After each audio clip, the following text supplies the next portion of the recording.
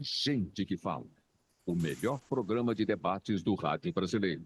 Gente que Fala tem texto e direção geral do jornalista Fausto Camunho. Gente que Fala reúne de segunda a sexta-feira formadores de opinião para discutir as principais notícias do dia. Gente que Fala tem o selo de qualidade APCOM.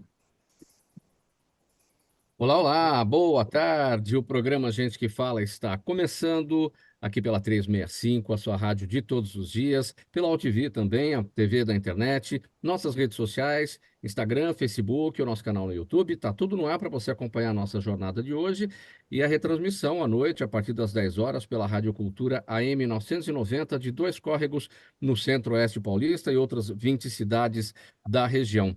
O nosso convite pela próxima hora para que você fique com a gente, curta, comente, compartilhe a transmissão do programa Gente que Fala, faça perguntas aos nossos convidados de hoje. O WhatsApp é o 973350038, 973350038.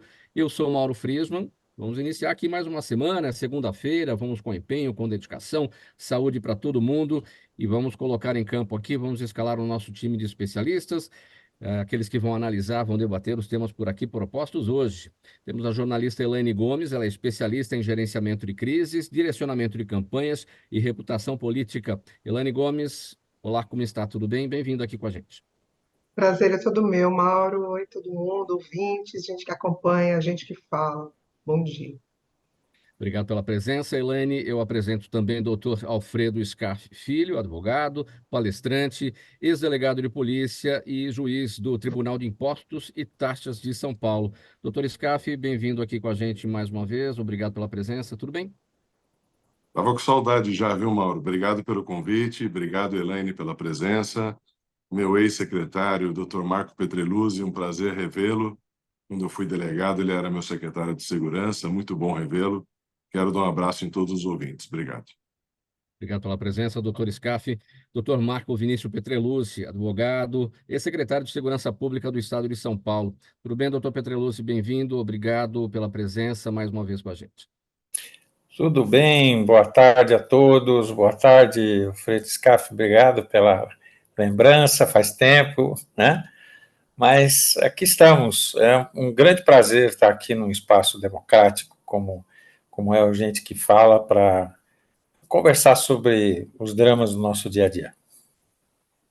Então vamos lá, vamos iniciar nosso primeiro assunto de hoje, o primeiro assunto da semana no programa Gente que Fala, pesquisa Datafolha, que já está aí na praça, né? O deputado federal Guilherme Boulos, do PSOL, e o prefeito paulistano Ricardo Nunes, do MDB, estão empatados tecnicamente na disputa pela Prefeitura de São Paulo, de acordo com a nova pesquisa Datafolha. E esse resultado reflete a polarização nacional. Boulos, que é apoiado por Lula, tem 30%, e Ricardo Nunes, apoiado por Bolsonaro, tem 29%.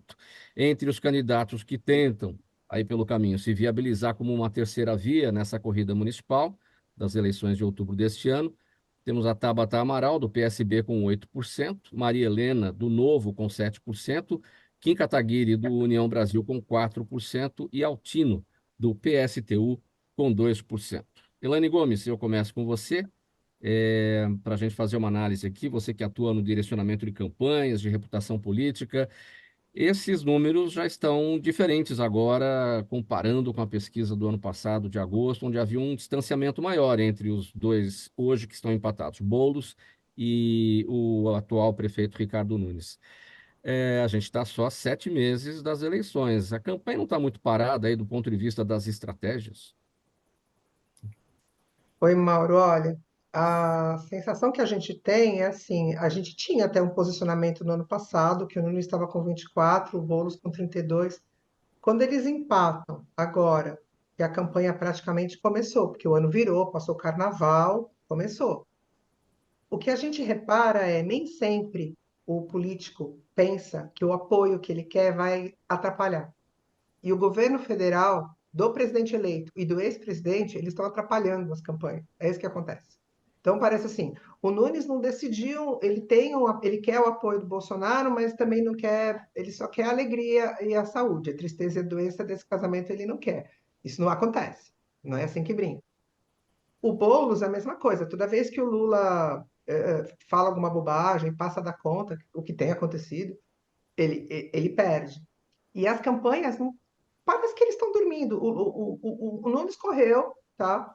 Mas está inconsistente e o Boulos parece que estava dormindo. Então, o que é que aconteceu foi, a gente está em março e a gente não tem nada. Não temos nada. E o limite está muito próximo, né? O que que acontece? É preciso. O que está acontecendo nas campanhas? Os coordenadores não estão agindo, acham que não é o momento para isso, ainda aquele terreno pisar de ovos, enfim, vamos ver o que que vai acontecer para ver o que que vai ser feito. Será que está nesse ponto ainda? O que eu acho que está acontecendo é o seguinte, na verdade, estão tratando o contexto, estão esperando muito, eles estão esperando demais. O Boulos está esperando demais, o Nunes está esperando demais, esquece a questão federal, esquece os apoios e vamos tratar de cuidar de São Paulo. Isso não está sendo feito. Isso não está sendo feito. Se a gente pensar que a gente tem embaixo deles a Tabata com 8%, a Marina com 7%, e num cenário em que o Kim pode nem sair, porque o Milton Leite pode resolver que vai apoiar o Nunes e tal, e muda muito pouco esse cenário. A gente tem campanhas que deviam estar trabalhando e não estão. Eles não estão, de fato, pensando em ir para a guerra. Não estão. Isso, de certa forma, Elaine, favorece quem está atrás, mas está muito atrás, né? A Tabata com 8%, como uma possível terceira via, aproveitando aí que os dois primeiros não estão se movimentando muito e tentar ganhar um terreno aí para encurtar essa distância. Olha, a gente sabe que, infelizmente, historicamente, essa questão da terceira via não acontece, né? Mas tudo sempre pode acontecer. Então, assim, isso pode acontecer sim. Até agora não aconteceu. Mas o que que acontece? A frente está aberta. Então, assim, as pessoas podem resolver ver que tanto. Porque, assim, a tal da polarização, a gente já está começando a perceber que ela não interessa e ela não ajuda nem ao país, nem ao Estado e nem ao município.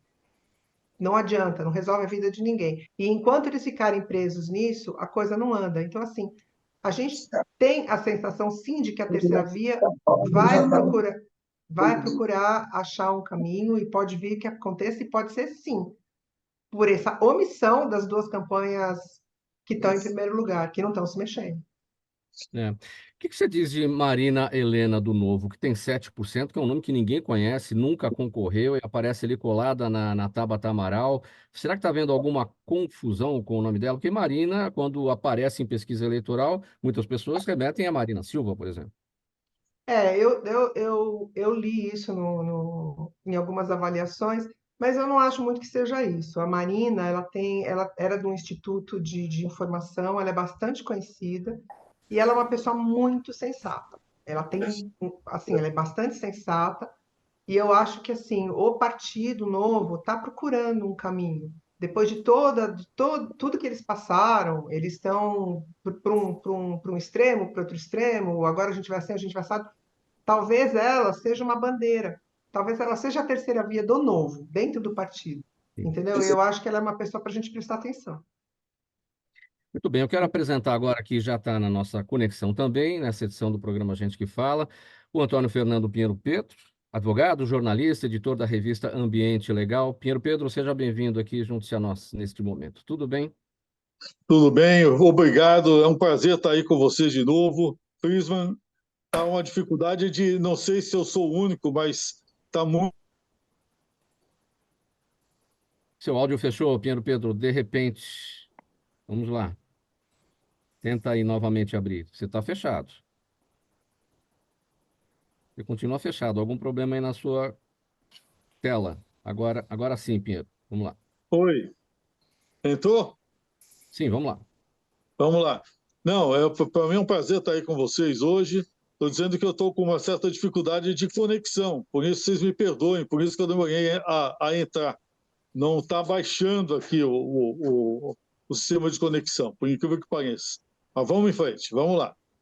Tá, eu quero te pedir uma gentileza, coloca o seu smartphone na posição horizontal para que a gente consiga manter o padrão dos demais. Enquanto você se Então, ajusta aí, Pedro, eu vou seguindo aqui com o Dr. Scaff. Dr. Scaff, nesse primeiro tema nosso, essa pesquisa Datafolha que aponta aí essa igualdade, né, o empate técnico entre Boulos e Ricardo Nunes, e as possibilidades aí de outros, né, daqueles que estão mais lá atrás, de tentar encurtar esse terreno.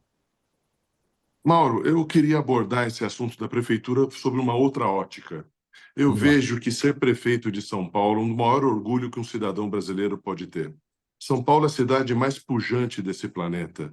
É uma cidade em que tudo pode acontecer. Nós temos potenciais enormes aqui em São Paulo. Para você ter uma ideia, as 2.000 maiores empresas do Brasil têm escritório em São Paulo. E nós não vemos uma cultura, um esporte fortalecido numa cidade de 12 milhões de habitantes. Qualquer cidadezinha nos Estados Unidos tem um ginásio enorme, tem time, tem eventos, tem uma série de coisas que uma cidade 100 vezes maior como São Paulo ainda não tem. A gente precisa de uma agenda de desenvolvimento para São Paulo. São Paulo não é para amador. Vamos ser sinceros aqui. Não é qualquer candidatura que pode se submeter a ser prefeito de São Paulo. Complementando o raciocínio da Elaine, que é especialista no assunto, eu vejo que nós precisamos de um projeto de cidade grande para São Paulo. São Paulo merece um projeto de cidade mundial, de uma cidade do seu tamanho, de um prefeito do seu tamanho. O prefeito tem que saber que ele está na maior cidade do mundo, que ele tem um orçamento de países. 50% dos países do mundo não tem um orçamento que nós paulistanos temos. Então, a gente precisa pensar numa agenda de desenvolvimento. E quando a Elaine diz que a campanha não começou, eu só queria fazer uma observação no seguinte sentido. Na minha visão, ela começou com a situação e quem é a oposição. A situação tem que dizer o que fez e tem que dizer o que vai fazer de melhor.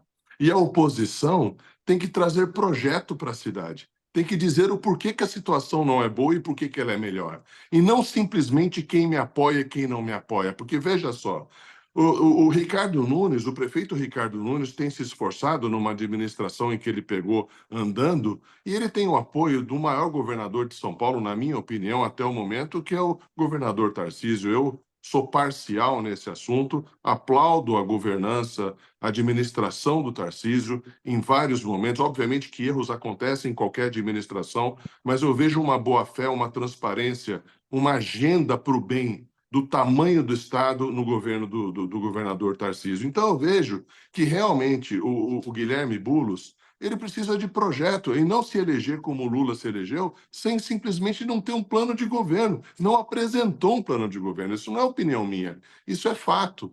Então, acho que São Paulo merece mais, viu, Mauro? São Paulo merece seriedade, merece um prefeito de verdade, merece secretários ultra especializados, merece uma Câmara de Vereadores que olhe para São Paulo do futuro, porque essa cidade é riquíssima, tem um potencial que nenhuma cidade do mundo tem, e a gente precisa fazer São Paulo acordar. Doutor Petreluzzi, por que os candidatos à Prefeitura de São Paulo precisam se apegar a essa coisa dos apoios, especialmente de Bolsonaro e Lula, para ver como é que as suas campanhas vão caminhar, em vez de olhar para a própria cidade, olhar para os seus problemas, olhar para os seus buracos das ruas, olhar para o lixo espalhado, olhar para aquilo que incomoda, na verdade, o cidadão todos os dias? Eu tenho uma opinião que decorre muito da nossa vivência no dia a dia, né? Eu brinco, às vezes, que eu tenho um grupo de pesquisa qualitativa, que é um grupo de amigos que eu tenho, que a gente joga tênis, depois vai ao bar e troca ideias e tal, e que é um grupo absolutamente dividido, né? Metade odeia o PT e o Lula, metade odeia o Bolsonaro e qualquer coisa ligada ao Bolsonaro. E eu ouço dessas pessoas o seguinte, o pessoal que gosta do Bolsonaro dizendo assim, vamos ter que votar no Nunes. E o pessoal, e os outros dizem, vamos ter que votar no Boulos. Ou seja, nenhum dos dois é aquele candidato que alguém fala assim, não, olha, eu vou votar nele por ele, pelo que ele está propondo, pelo que ele tem de projeto para a cidade de São Paulo, né, como se disse bem, nesse ponto eu concordo com o Alfredo, é preciso ter uma discussão sobre a cidade, né? Mas, infelizmente, ela não vai acontecer, né? Nós vivemos, não é o Brasil, o mundo, hoje, é um mundo que vive extremos. A gente, basta olhar, talvez isso seja um fenômeno que as redes sociais tenham contribuído, né, para ele, é uma coisa que tem muita gente estudando isso, né, e eu acho isso muito interessante, mas hoje, cada vez mais, nós estamos tendo esse fenômeno das pessoas se radicalizarem e, de repente, irem para um caminho que não é o caminho que elas querem, mas é o oposto ao caminho que elas não querem, né? Aí, lógico, nós estamos há 7 meses da campanha, mas como a Helene disse muito bem, o Brasil começa depois do Carnaval, né? O ano, né? Então, acabou agora, Carnaval agora que vai se começar a estudar, um conversa com o outro, já surgem aí ideias de fazer programa de governo para a cidade. Eu não sei, eu tive a felicidade de trabalhar com o então prefeito Mário Covas, lá atrás, né? Estou falando de 85, 84, 85.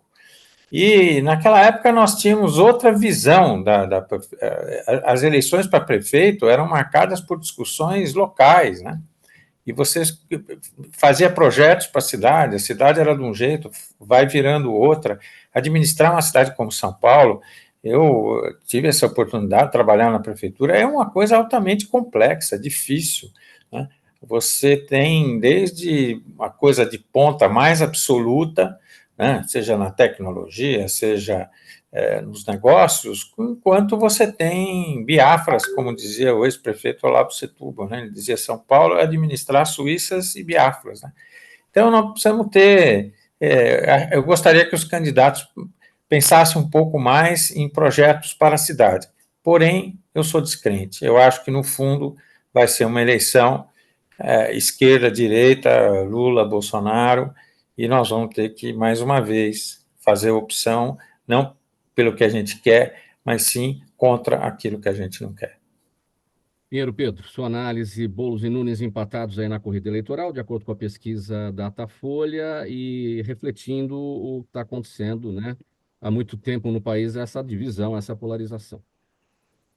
Bom, primeiro deixa eu fazer aqui o meu cumprimento ao meu amigo Marco Vinícius Petreluzzi, colega de tempos de faculdade desde a época de movimento estudantil, né? Pessoa que eu aprendi a respeitar, né? Trabalhamos muito em polos opostos, às vezes ao mesmo lado, né? Várias vezes em polos opostos, mas sempre em prol da democracia, das relações democráticas. E a gente sabe a dificuldade que é hoje você administrar um país em um período polarizado como esse que nós estamos vivendo, né? Queria também cumprimentar os demais convidados, nossos amigos também. Eu vi aí o Scaff, que está aí também presente, a Elaine Gomes. Eu acho que nós estamos com um time aí de primeira linha para fazer essa análise, mesmo porque quase todos já passaram pela administração. Eu mesmo fui o secretário de Clima aí do próprio prefeito Ricardo Nunes. Então, entendo perfeitamente os problemas pelos quais todos nós, cidadãos paulistanos, estamos passando nesse momento com referência às escolhas que estão postas aí. Não são boas, nenhuma delas. Eu gosto muito do Ricardo Nunes, fui secretário dele, mas o Ricardo não está à altura do compromisso que nós precisamos ter de um posicionamento mais conservador para a cidade de São Paulo. E eu vou dizer por quê. Primeiro, porque é muito difícil administrar sem planejamento, sem ter um plano de ação, sem ter responsabilidade com referência à cidade de São Paulo e a necessidade de você sentar na mesa, ouvir as pessoas, ouvir os técnicos, ter humildade para compreender as posições de cada um e aplicar a curto, médio e longo prazo um plano de ação para todas as questões prementes por que passa a cidade de São Paulo. Na questão climática, tentamos fazer isso na cidade. Fizemos um trabalho muito grande, colocando em ordem uma secretaria que praticamente não existia, montamos, colocamos ela de pé, enfrentamos períodos gravíssimos de emergência climática, como de chuvas, as piores precipitações dos últimos 5, 6 anos, mas com os menores índices de danos dos últimos 18. Por quê? Porque montamos um conselho, ouvimos técnicos, ouvimos cientistas, colocamos os projetos em ordem, integramos nossas ações com o governo do estado de São Paulo e as coisas foram adiante. Por incrível que pareça, foi justamente pelo fato de termos agido desta forma é que sofremos uma profunda oposição que partiu, incrivelmente, da própria prefeitura. E aí é o grande choque de realidade.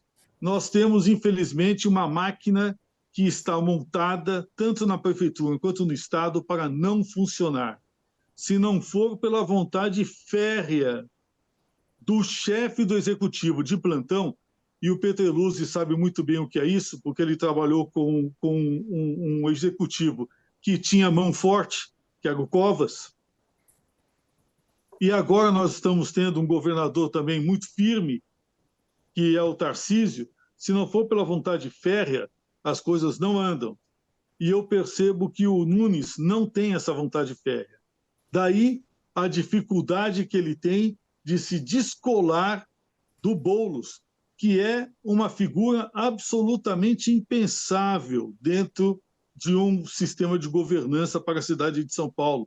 Ele não se encaixa com o sistema de governança. Ele não tem perfil de gestor.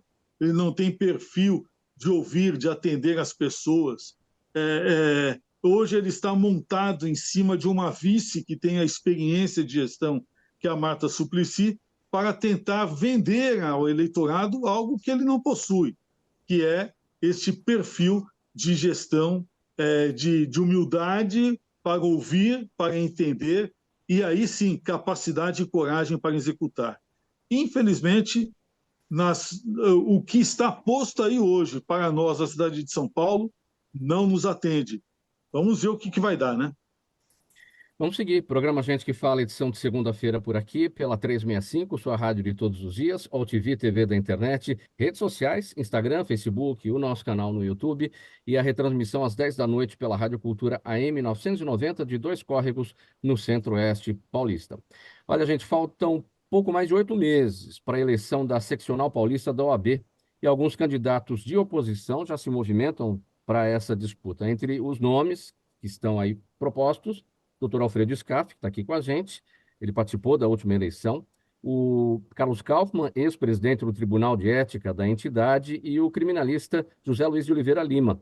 Ainda não se sabe se a atual presidente da OAB São Paulo, a doutora Patrícia Vanzolini, vai tentar a reeleição, mas também existe a possibilidade do seu vice, o Leonardo Sica, concorrer aí neste pleito. Doutor Alfredo Scaff, eu me lembro...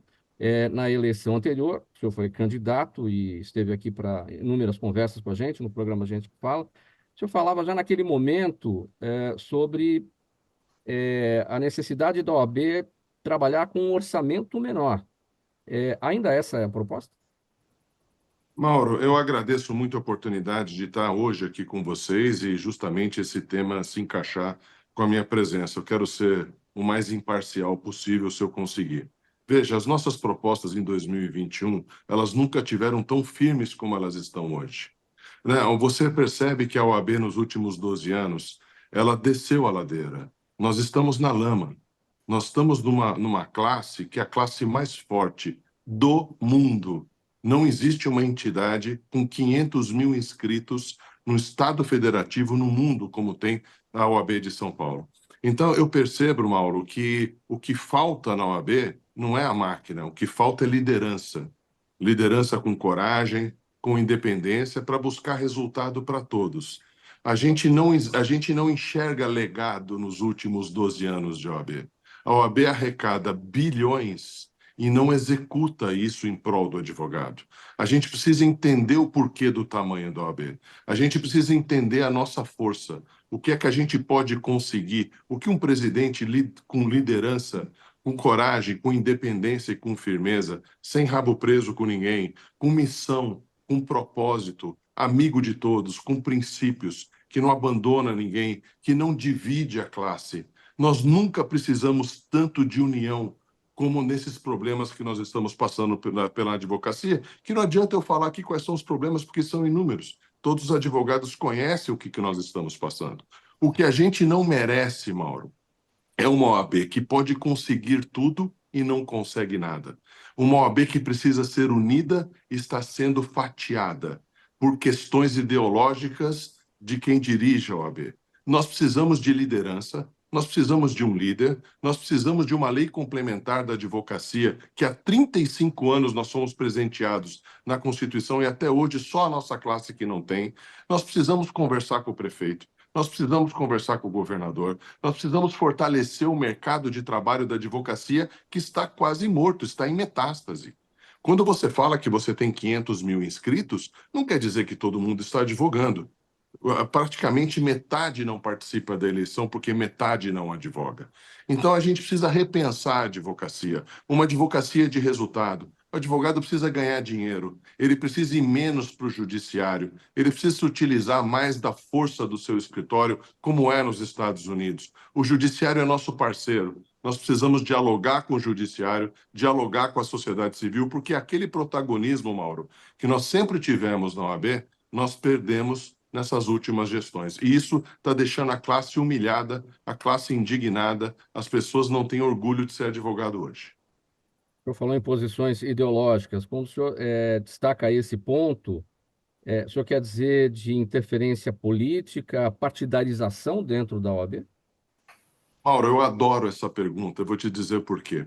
Porque o presidente da OAB, ele tem que ser suprapartidário e apartidário. São duas coisas que eu acho muito bonitas naquela pessoa que tem muita liderança e que só tem uma missão: proteger e defender a advocacia. Veja bem, qualquer deputado, qualquer prefeito, qualquer senador, qualquer vereador, qualquer presidente da República que propuser algo de bom para a advocacia, as portas da OAB têm que estar abertas. Nós não podemos escolher pessoas, nós temos que escolher propostas, nós temos que escolher projetos. A advocacia é uma profissão, não é um partido político.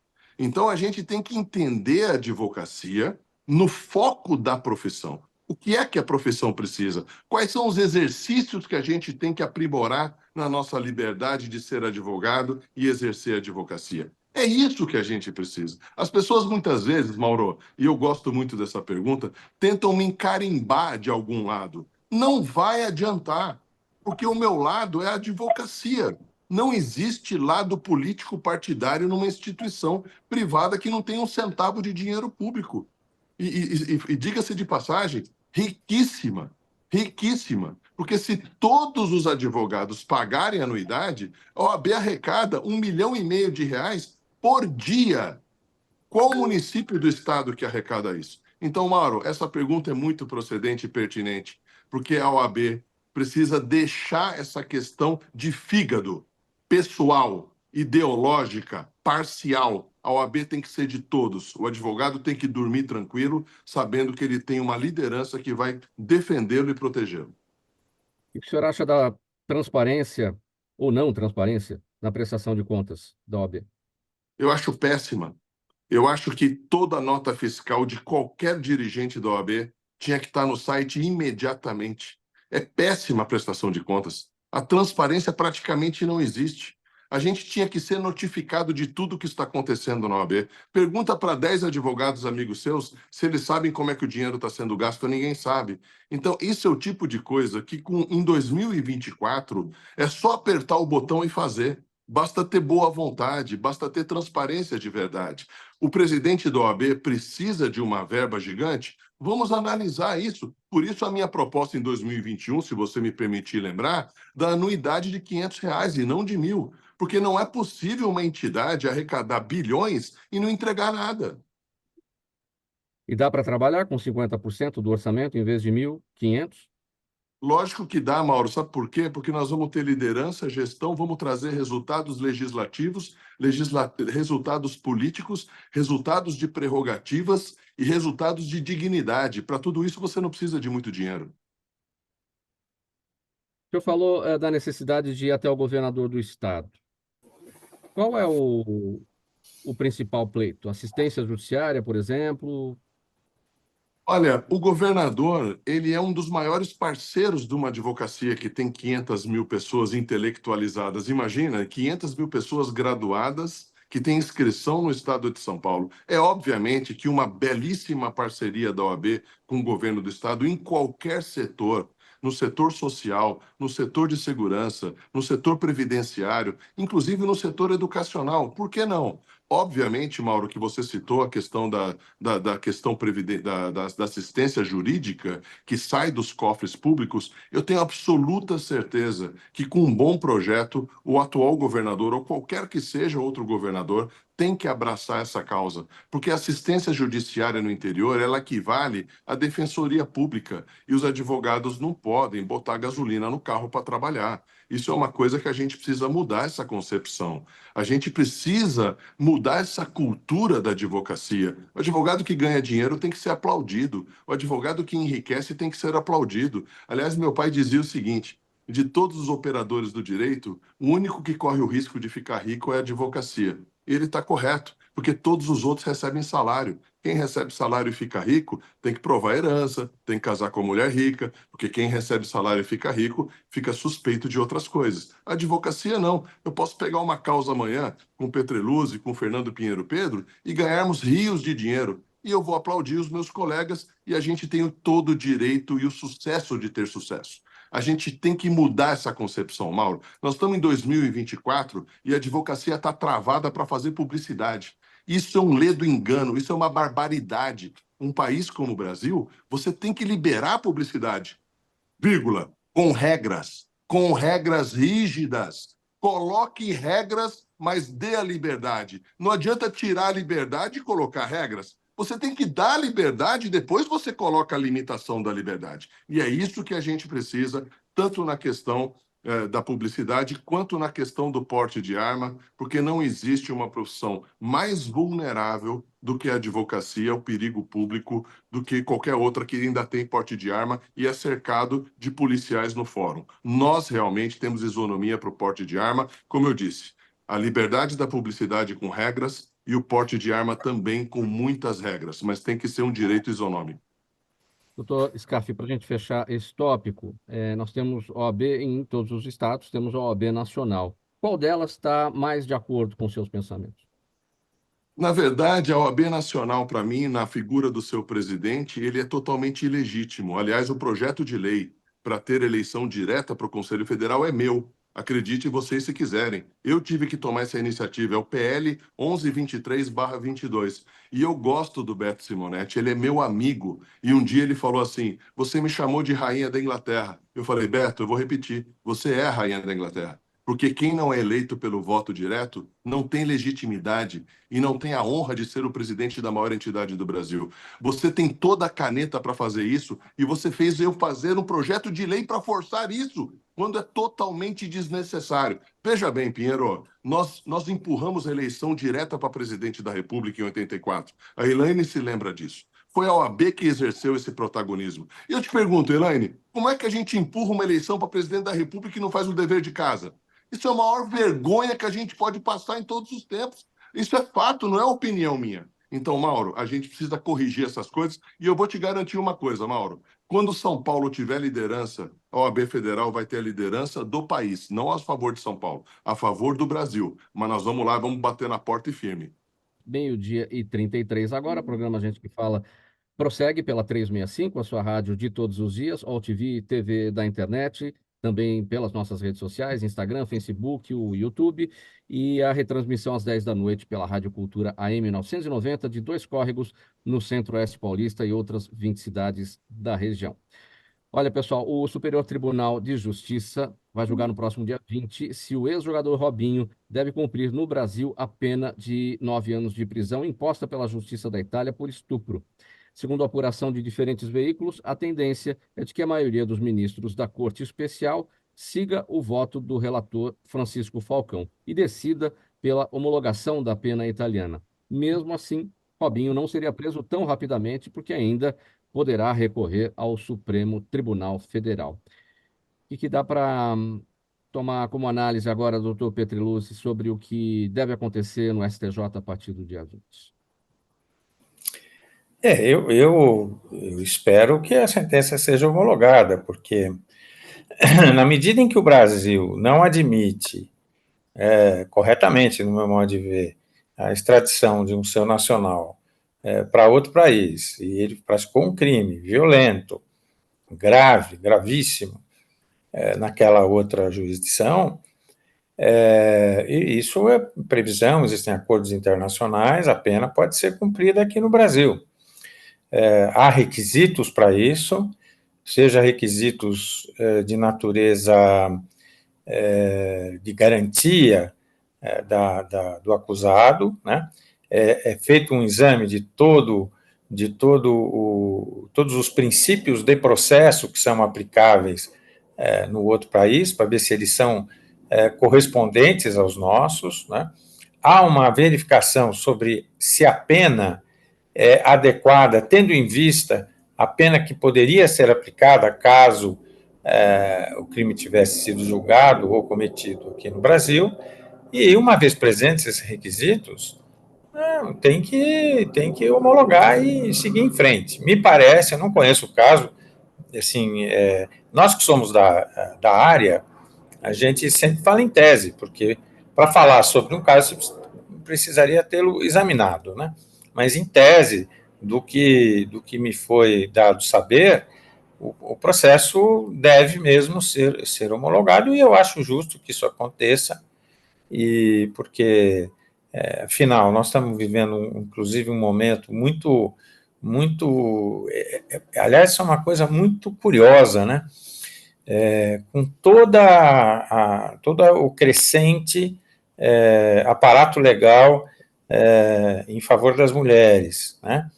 Com a criação de crimes mais específicos, o incremento de penas de crimes contra a violência doméstica, sexual, feminicídio, nos últimos anos, esses números vêm crescendo.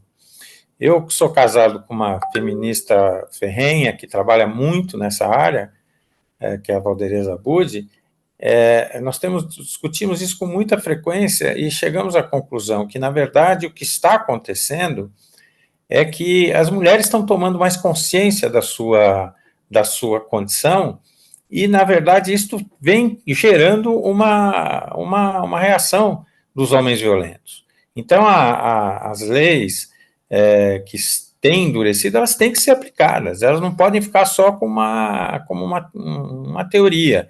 E nesse capítulo, os crimes contra a liberdade sexual, eles são importantíssimos, né? Então, eu espero que, não só esse caso, não quero individualizar, mas qualquer caso de um brasileiro condenado adequadamente por um país democrático, com garantia seus direitos de defesa, com pena compatível com a pena a ser aplicada no Brasil, seja a sentença homologada e ele tenha que cumprir a pena aqui no Brasil. Existe alguma chance, porque até aqui a defesa de Robinho já alegou diversas vezes erros processuais e falhas, enfim, mas isso não vem ao caso, isso não está em debate. A questão é a homologação da pena para que ele cumpra de fato aqui no Brasil, embora ele ainda tenha a possibilidade de recorrer ao Supremo Tribunal Federal, uma vez que o Brasil não extradita os seus, enfim, a pena tem que ser cumprida aqui e ponto final. Isso, e veja, não é um exame de mérito. O Brasil não está discutindo o seguinte, foi ele, não foi ele participou, não participou, isso já foi decidido. A questão foi decidido como? O país é democrático, que proferiu essa sentença, ou seja, garante aos réus direito de defesa, ampla defesa, porque qualquer caso que chegue a um tribunal, a defesa vai alegar alguma coisa e o Ministério Público vai alegar outra. Isso faz parte, o contraditório é o direito, né? Alegar que tem isso, que tem aquilo, isso é normal. Casos daqui, casos de fora, em qualquer lugar. Agora, O Superior Tribunal de Justiça tem que julgar não é entrar no mérito de pequenas questões. Ele tem que dizer o seguinte: o julgamento foi adequado, havia garantia, a pena é compatível, tudo isso presente, vai. E eu tenho certeza que eu conheço bem a Itália, né? A Itália é um país que tem, aliás, nosso direito bebe muito no direito italiano, né? Então, não vejo nenhuma grande razão para que, eventualmente, se deixe de aplicar. Mas, como você bem disse, sempre há uma possibilidade de você ter um recurso ao Supremo, que será formal também, para ver se essas formalidades estão atendidas. O mérito já está decidido. Qual é o efeito pedagógico, doutor Petrelucci, dessa condenação de Robinho e a prisão que deverá acontecer? O caso Daniel Alves, que está preso na Espanha, o efeito pedagógico sobre essa chaga que temos no Brasil, que é a questão da violência doméstica, os estupros, e o efeito pedagógico no sentido da mudança da cultura do machismo. Eu acho que, assim, toda a pena tem dois efeitos, né, básicos, né? Um efeito especial, um efeito geral, que é a prevenção geral. Toda vez que uma pena é aplicada, ela reafirma para toda a sociedade que há direito à justiça e as pessoas não devem praticar aquela conduta, né? Mas, em particular, nesses dois casos, o que eu acho que é importante é mostrar que mesmo pessoas que têm poder, têm recursos, né, elas podem eventualmente vir a sofrer a ação da justiça. Tempos atrás, se discutia, não, isso aí não vai dar nada, isso não vai dar nada, porque a pessoa terá facilidades, terá bons advogados, terá isso, terá aquilo. Ter bons advogados todos devem ter, né? Mas não tem jeito, tem certos casos que fica claro. E isso atingir, não é só esses casos, teve aquele outro caso importante, o Brenan, que foi lá para Dubai, voltou, quer dizer, é importante nesses casos o efeito de reafirmação do quanto é importante para o Brasil ter uma legislação de proteção à mulher, é uma opção que o Brasil fez, corretíssima. Quem é do ambiente judiciário sabe o que é a vitimização da mulher, né? Eu que fui também, tive a oportunidade de ser secretário da Segurança, vivi isso desse lado também. Fizemos até um programa especial para atendimento às vítimas de crimes sexuais. O Brasil nisso avançou bastante, ganhamos recentemente um prêmio importante da ONU por ter mudado o sistema de atendimento, né? Antigamente, as mulheres sofriam esse tipo de violência, imediatamente tinham que se submeter a um exame que era feito por homens. Era uma coisa, quer dizer, era uma reprodução, né, da violência, pelo menos do ponto de vista do sentimento da vítima, né? Hoje não, hoje é tudo feito em ambiente hospitalar, pelo menos na cidade de São Paulo, isso a gente gostaria que fosse estendido, mas em ambiente hospitalar, por médicas mulheres. Nós precisamos cuidar disso de uma forma sistêmica, né? E eu acho que esses casos, eles são mesmo exemplares, desde que efetivamente seja dada toda a garantia ao direito de defesa, que isso é essencial num regime democrático. Sim, para a gente ouvir a Elaine também, a voz feminina da nossa bancada, né, Elaine? O meu questionamento, o efeito pedagógico de estudo, você citou também o Tiago Brenan. Porque, na verdade, ele estava falando, o doutor Petrelucci, ele foi absolutamente cirúrgico. Porque o que a gente tem, por exemplo, no governo do estado, tem umas ações novas, tem o protocolo não se cale, que a mulher faz esse sinal com a mão, e ela tem uma série os bares agora têm que ter os funcionários treinados para atender. Tem umas plataformas nos pontos de ônibus, em lugares distantes, onde você fica interagindo com uma atendente que está vendo você em tempo real enquanto o ônibus não chega. Para as mulheres que estão sozinhas, tem bastante coisa acontecendo, mas é importante que a gente lembrar que não é porque o cara tem dinheiro que ele vai se safar. Essa cultura vai acabar. Então, a questão pedagógica, eu acho que não é só acabar com o machismo, é um trabalho complicado, mas é uma coisa pontual, lindo, você fez, você vai pagar. Porque eu acho que o pior exemplo que a gente teve nesse sentido foi o do Thiago Brenan, porque o Daniel Alves, bem ou mal, abaixou a cabeça e ficou fingindo de coitado. O Robinho, o malandrinho, tá quieto, mas o Thiago Brenan, ele batia no peito e dizia, não, não, e ele rodou. E eu acho que, assim, é isso que eles têm que entender, que não fica barato. A justiça existe, a justiça funciona e a gente tem que dar voz a ela. É isso. Muito bem, programa Gente que Fala, edição de segunda-feira pela 365, sua rádio de todos os dias, AltV, TV da internet, redes sociais, Instagram, Facebook, o nosso canal no YouTube e a retransmissão às 10 da noite pela Rádio Cultura AM 990, de Dois Córregos, no Centro-Oeste paulista. Próximo tema, gente, o projeto de lei número 2159 de 2021, que flexibiliza as regras do licenciamento ambiental, deve ser pautado no Senado nas próximas semanas. A proposta regulamenta a licença por adesão e compromisso, um termo autodeclaratório de que o empreendimento está de acordo com as regras exigidas e estipula prazos máximos para esses processos.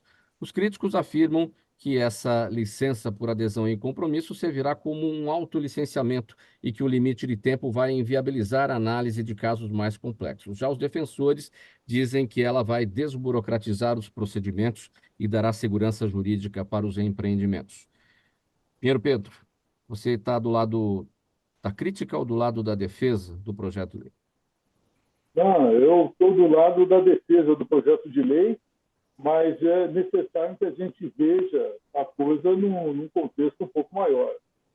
A licença ambiental é uma certidão de casamento do empreendedor, da capacidade criativa, da livre iniciativa, com as orientações dadas pelo Estado.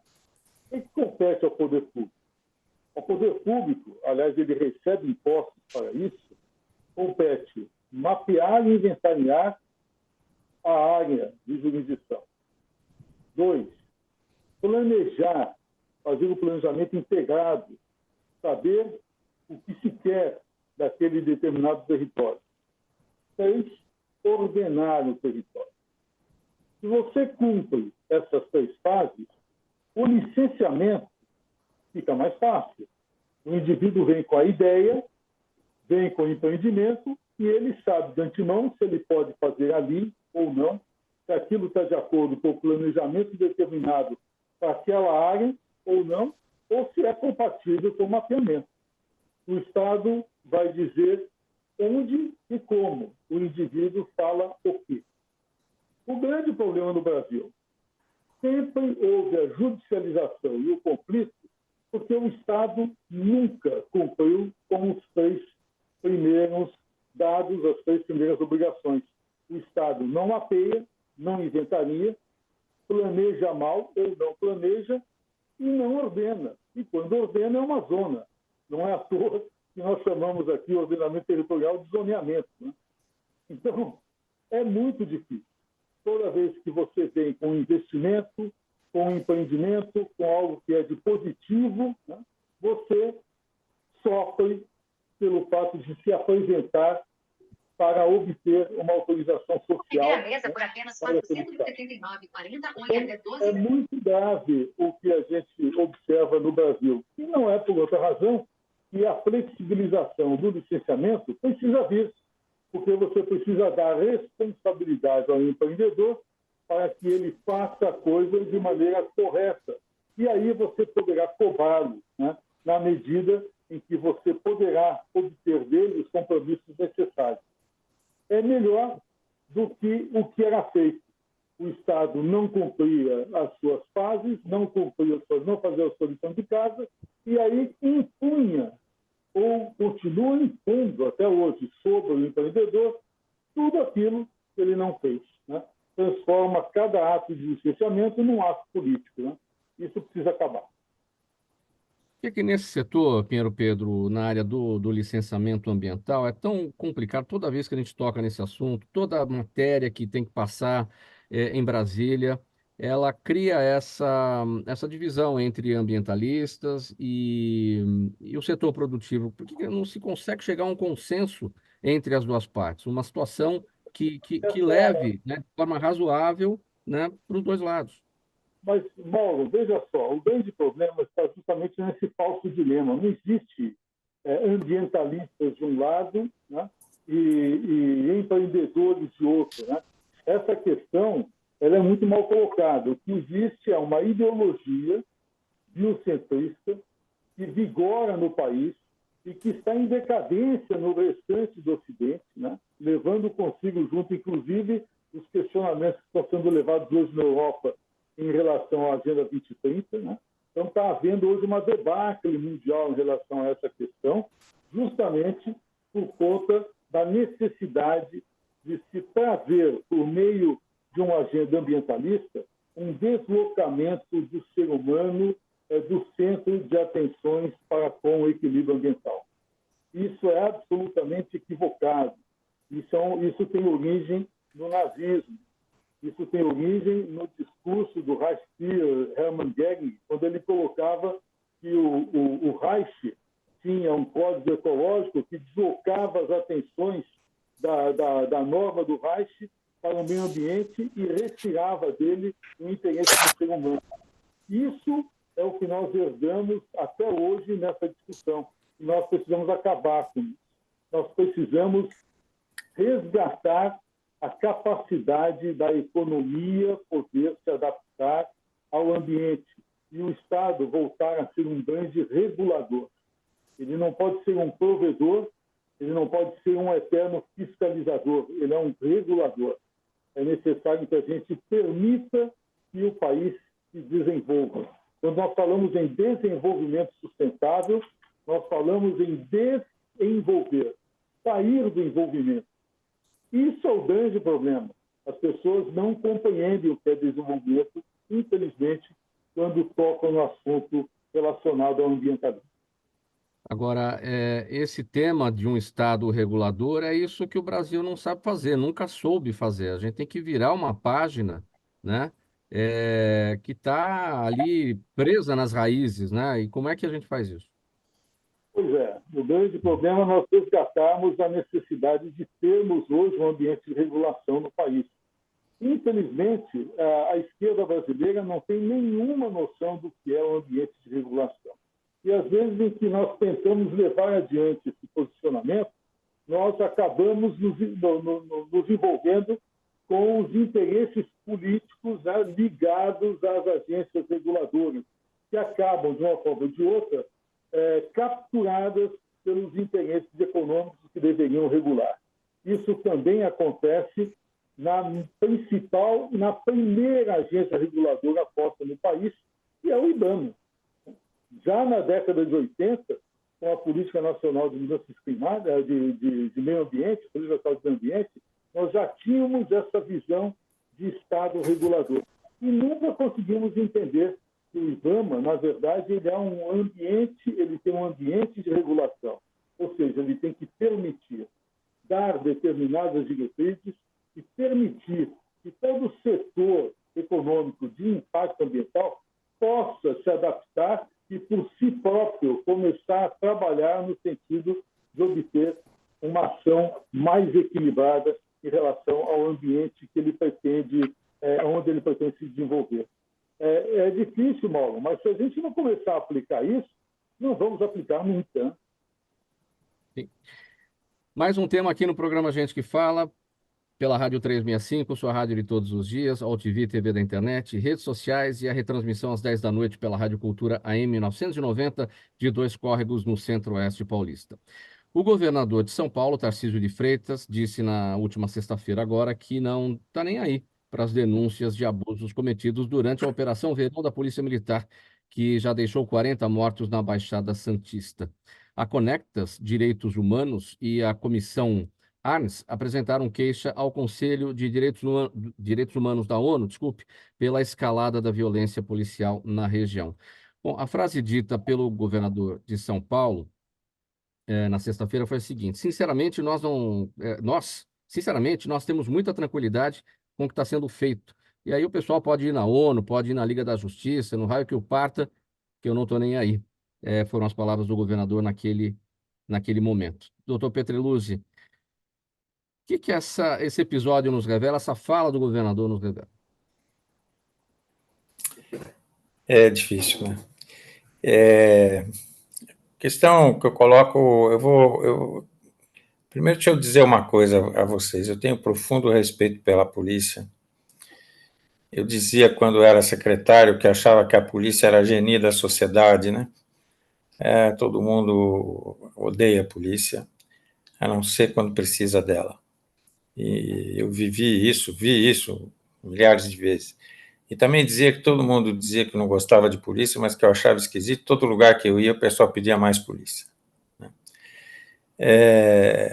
Só que a polícia é uma instituição, como qualquer outra, composta de seres humanos. Né? Para tentar explicar isso, vou contar rapidamente um caso para vocês que eu tive enquanto promotor da Justiça Militar, muitos anos atrás, fui 34 anos promotor, e uma das funções foi trabalhar na Justiça Militar, que julgava crimes praticados por policiais militares. Havia numa determinada região da periferia da cidade, uma favela, e lá tinha um bandido muito ruim, cujo apelido era Horroroso, quer dizer, a gente já tem uma ideia como é que o cidadão era. Né? E uma guarnição da PM invadiu lá a favela e foi atrás do tal do Horroroso, invadiu o barraco dele e meteram bala no sujeito dormindo, né? E achando o que estava fazendo, etc. E tal. Quando, de repente, um dos policiais vira e fala assim: "Ih, chefe, acho que o barraco estava errado". Então é o seguinte, não é possível você dar à polícia um direito de vida e morte sobre as pessoas. Aliás, nem a justiça tem esse direito. Quanto mais o policial que age muitas vezes pensando que está fazendo certo, mas na realidade ele acaba praticando crimes, etc. Partindo desse pressuposto, que eu acho a polícia sensacional, mas eu sei que ela comete seus erros, quem está numa posição acima de chefe supremo da polícia, no meu modo de ver, e eu tenho muito respeito pelo governador, sobretudo porque ele se elegeu democraticamente. Não tenho nada pessoal contra o governador, acho um homem até interessante, cheio das suas contradições, acho ele às vezes progressista, às vezes conservador, é curioso isso. Mas quem está nesta posição não pode, de plano, dizer que as coisas estão boas. Não pode, diante de inúmeras mortes. Por quê? Porque isso chegará um dia à mesa dele e, de repente, ele pode perceber que eles fizeram igual fizeram com o Horroroso. Então, é uma temeridade para ele, governador, até do ponto de vista político, fazer isso. 2, e talvez até mais grave, a polícia reage muito ao comando do seu chefe.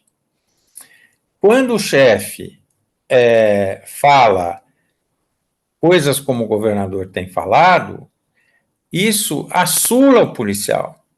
Faz com que o policial imagine que ele pode fazer coisas que ele sabe que não pode. E o que acaba acontecendo na frente?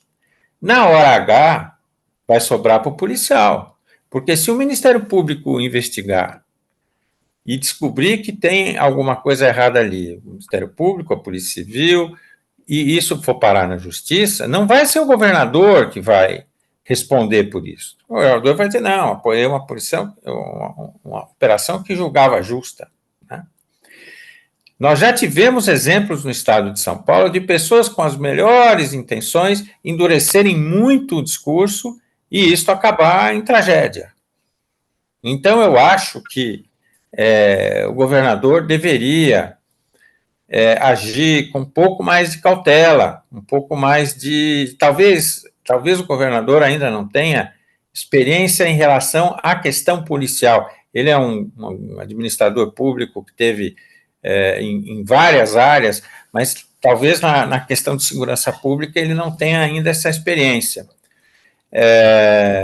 E acho que jogou para a torcida, né? Mais ou menos como o presidente do São Paulo fez, né, depois de um jogo, ele saiu falando, jogou para a torcida, tá certo, a gente entende que isso às vezes pode e acontece, mas está correndo um grave risco. Para ouvir aqui bem brevemente, a gente só tem 2 minutos, eu vou te dar um minuto apenas, doutor Alfredo Scaff, que foi delegado de polícia, para a gente tratar dessa análise aqui, fazer um trocadilho, né, com o que apresentou aqui o doutor Petreluzzi, esse comentário horroroso, né, feito na minha avaliação, feita pelo governador de São Paulo, não pode justamente estimular a polícia a fazer coisas que não devem ser feitas. Eu queria analisar por um outro motivo o comentário do governador, um outro foco. O governador fez um desabafo. Aquilo é uma maneira de desabafar, porque ele pegou uma Secretaria de Segurança e ele modificou a Secretaria de Segurança. Hoje a Secretaria de Segurança tem firmeza, tem política de ação, ela tem foco, ela tem missão. E você sabe, Mauro, ser policial é mais ou menos o que eu aprendi uma frase nos Estados Unidos, que é mais ou menos assim. É muito fácil ser um Monday morning quarterback. Quer dizer, segunda-feira de manhã, que o jogo já acabou, não era você que estava com a bola para arremessar nos últimos 5 segundos. Aí você arremessa errado. Segunda-feira tem um monte de craque, né, fazendo um monte de crítica, mas é você que estava lá no campo com o estádio lotado. Isso não justifica os erros grosseiros policiais que têm que ser apurados pela Corregedoria da Polícia, têm que ser apurados pelo Ministério Público. Eu acho uma grande chacrinha ficar fazendo petição e botando na internet para parar na ONU, na OEA, quando você tem mecanismos aqui internos que podem apurar eventuais abusos que a própria Corregedoria da PM, da Polícia Civil e o Ministério Público, que obviamente que é o titular da ação penal. Então eu vejo que a fala do governador não teve nenhuma má intenção. Ela não teve nenhum propósito de estimular nada de errado. Ele simplesmente fez um desabafo, porque o trabalho dele e do secretário Derrite tem sido intenso no sentido de que o policial é a sociedade do bem, né? E o criminoso joga contra a sociedade. A gente precisa separar as coisas e parar de mimimi, parar de vitimismo. É isso que a gente precisa. O policial precisa ser valorizado pela sociedade. Eu acho que é isso que o governador quer. E o comentário dele, por mais que não tenha sido extremamente técnico, foi simplesmente um desabafo. Nosso tempo é encerrado, infelizmente. A gente vai colocar um ponto final nessa edição do programa Gente que Fala de hoje. O agradecimento a todos os nossos convidados, em nome de toda a nossa equipe do programa Gente que Fala. Elaine Gomes, jornalista, especialista em gerenciamento de crises, direcionamento de campanhas e reputação política. Doutor Alfredo Scaff Filho, advogado, palestrante, ex-delegado de polícia e juiz do Tribunal de Impostos e Taxas de São Paulo, Dr. Marco Vinícius Petreluzzi, advogado e secretário de Segurança Pública do Estado de São Paulo, e o Dr. Antônio Fernando Pinheiro Pedro, jornalista, advogado, editor da revista Ambiente Legal. Muito obrigado pela presença mais uma vez. Programa Gente que Fala, sempre realização da ABCom, apresentação minha, Mauro Friesman, pauta e redação Pedro Schiavon, Zenilda Salvato, nossa diretora de produção, jornalista Fausto Camunha, nosso diretor-geral, você ouvinte, você espectador, a razão sempre da nossa presença aqui todos os dias. A gente volta amanhã a partir do meio-dia, pela 365, sua rádio de todos os dias, OTV, TV da internet, redes sociais e a retransmissão às 10 da noite pela Rádio Cultura AM 990, de 2 córregos no Centro-Oeste Paulista e 20 cidades da região. Quem vai ficar com a gente aqui na 365 agora, na companhia do Lucas Neto, com o programa O Melhor para a Melhor Idade, com muita informação legal, bacana para toda a nossa audiência nesse início de tarde. Lucas, um bom programa, um abraço a todos. Amanhã a gente volta. Tchau, até lá.